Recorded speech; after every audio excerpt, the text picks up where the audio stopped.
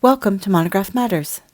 I'm talking today with Kim.bard, lead author of the SRCD Monograph on joint attention in human and chimpanzee infants in varied socio-ecological contexts.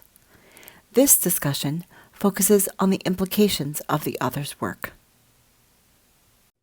Kim, you're proposing a method for going about studying joint attention very differently than it's looked at in much of the existing literature. What are some of the implications of your work? Thanks for that question. It's really important to think.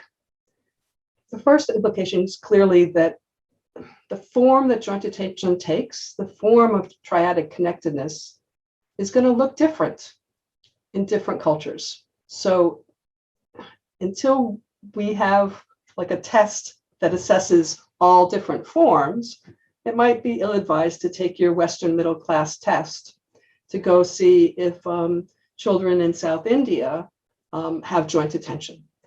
So we looked at it naturalistically in their everyday setting, so we could see what it really looks like in situ, so to speak. So one of our implications is to be somewhat cautious of testing, to take our more ecological view of really observing to see what it looks like and how it functions in real life. But the second implication is really that when we view joint attention more inclusively, we see little differences across settings and in terms of how often they engage in joint attention, and little difference between how often different groups of human infants engage in joint attention, how often different groups of chimpanzees engage in joint attention. It looks different in each one of our groups, but it doesn't look different across the species. So the other implication is about our theories. So we have developmental theories of social cognition, of which one of the early steps is joint attention, but it's not inclusive. It's really very much focused on our primary subjects, Western middle class infants and their families. And we have theories of the evolution of social cognition that's based in studies where they take one sample of humans and one sample of chimpanzees.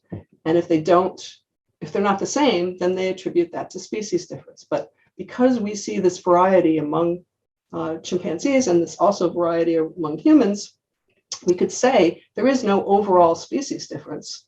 There's differences group by group, social ecology by social ecology, and not differences across the species at 1 year of age in social cognition. The other thing I got from your work also is the difference between comparing human infants and adult chimpanzees. Could you talk a little bit more about how you think we should compare across species and across age?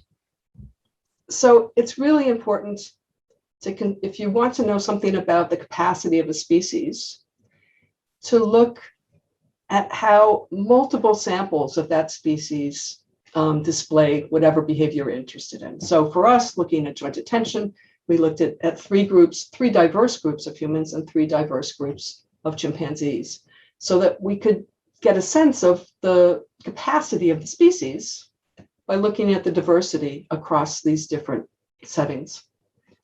The reason that I think it's important to take studies like ours to heart is because past studies have had multiple confounds when they try to compare humans and chimpanzees. One of the big confounds is that human infants are compared to adult chimpanzees without any idea of how adult humans compare to adult chimpanzees or infant chimpanzees compared to infant humans.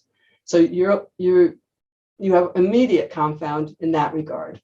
Also, past studies haven't acknowledged that there's any effect of the physical or social environment that infants live in. And we know that that's just false. So you can't take one group of humans, regardless of their age, and say, oh, that's what humans do. And one group of chimpanzees, you can't say, oh, that's what the species of chimpanzees do.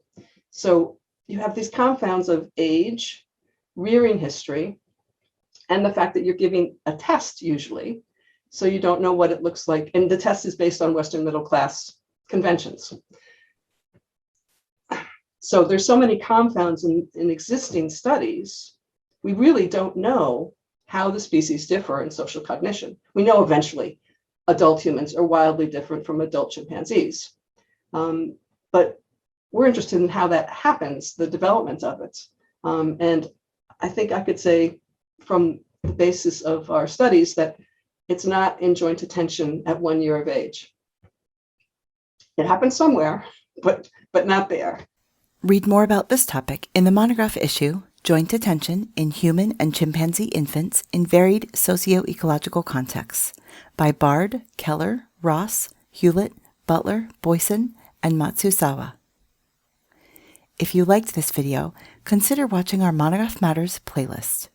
For additional resources related to this and other issues of the monographs of the Society for Research in Child Development, please visit monographmatters.srcd.org.